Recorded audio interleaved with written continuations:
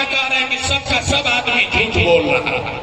आपने कहा कि भैया हमको हमारे बच्चों की चिंता है।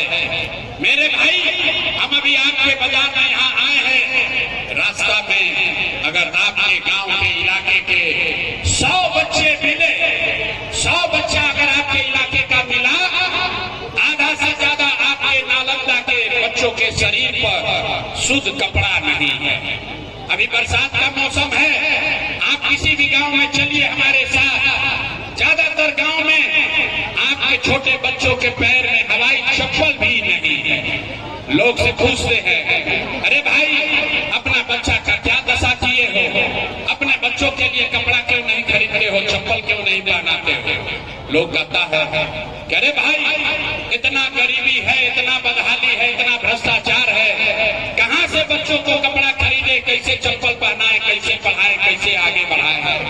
तो मेरे भाई, जिन नेताओं ने, जिस व्यवस्था ने आपको और आपके बच्चों का ये हाल कर दिया कि आपके बच्चों के शरीर पर कपड़ा नहीं, पैर में चप्पल नहीं, खाने के लिए बढ़िया भरपेट भोजन नहीं, आपका बच्चा बीमार पड़ता है तो दवा डॉक्टर अस्पताल नहीं, वही नेता अभी 3 महीना के बाद आएगा वोट मांगने। तो जितने लोग यहाँ आए हैं, जितना आपने अभी हाथ उठाया था, ज्यादातर आदमी जाति के नाम पर हिंदू मुसलमान बन के 500 रुपया के लालच में मुर्गा भात खा के लालू के डर से नीतीश और नीतीश के डर से लालू का नारा लगाकर अपने ही हाथ से उसी नेता को वोट देके राजा बनाओगे और यहाँ कह रहे हैं कि हमको बच्चों की बड़ी चिंता है। अरे भाई, अपने बच्चों के नाम पर झूठ बोल रहे हो तो आप नहीं भोगिएगा, आपका बच्चा नहीं भोगेगा तो कौन भोगेगा।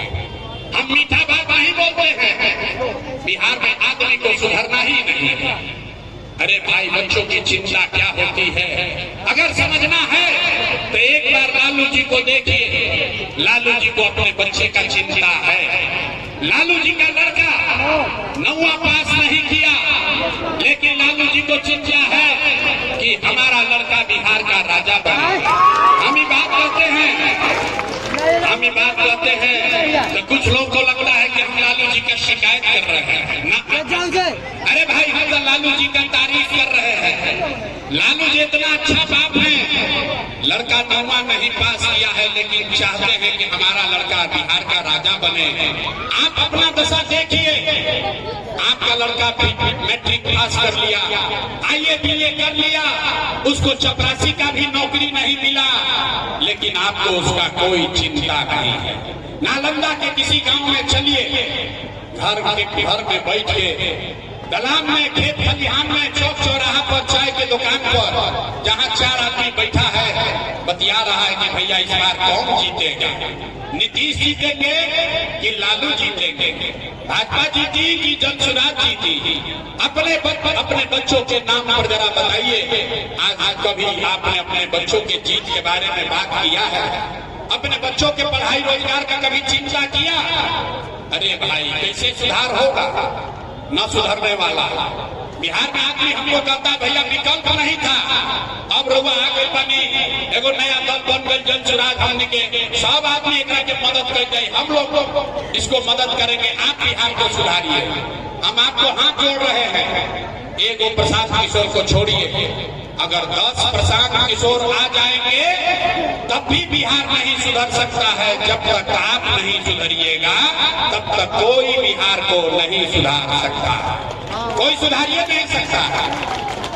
हम गांव में चलते हैं, पूछते हैं भैया वोट किसको दिए थे, कहता है मोदी जी को।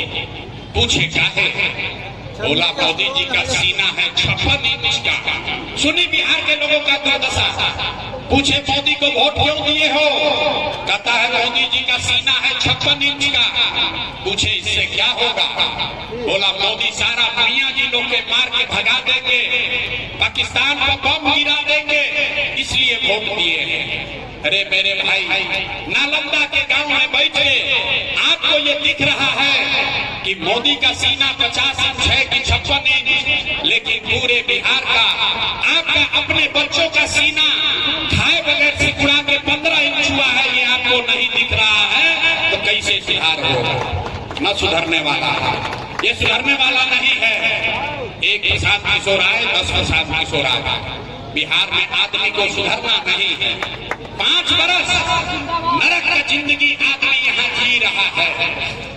जिस गांव में जाइए लोग कहता है ये भैया नाली गली नहीं है, ये भैया पढ़ाई नहीं है, ये भैया हम लोग को रहने का घर नहीं है, बड़ा भ्रष्टाचार है।